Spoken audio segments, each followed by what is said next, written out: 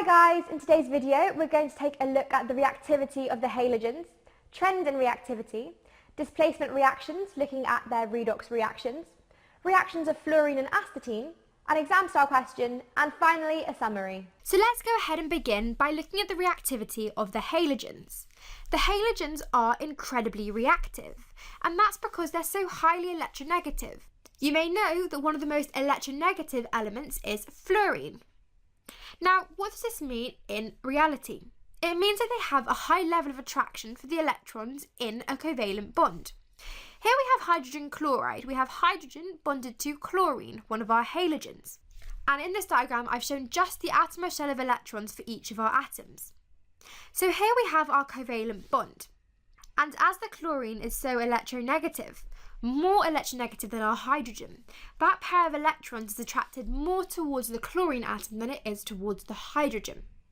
Our halogens are strong oxidizing agents, and we mean by that they oxidize other elements and they themselves are reduced. They gain electrons. How many electrons do our halogens gain? Well, the halogens are in group 7. They have 7 electrons in their outermost shell, and they have an outer shell electron arrangement of s2p5.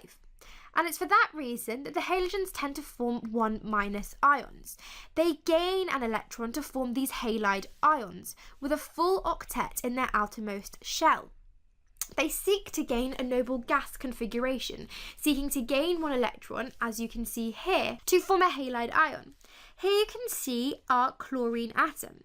It has 7 electrons in its outermost shell, and in forming our chloride ion, it gains an electron to form a full outer shell. So let's go ahead and take a look at the trends that we see within our halogen group.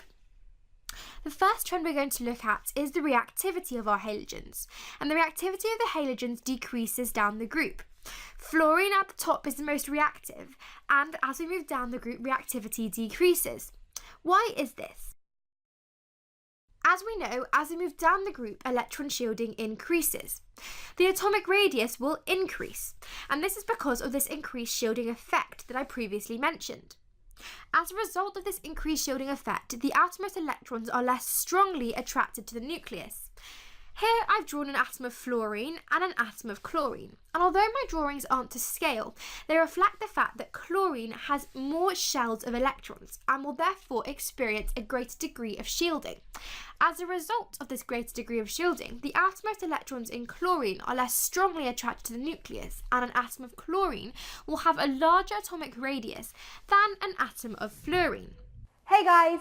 To continue watching this video and unlock hundreds of other super concise and exam board specific A-level chemistry videos, just click the Snap Provide smiley face. Join me today and together let's make A-level chemistry a walk in the park.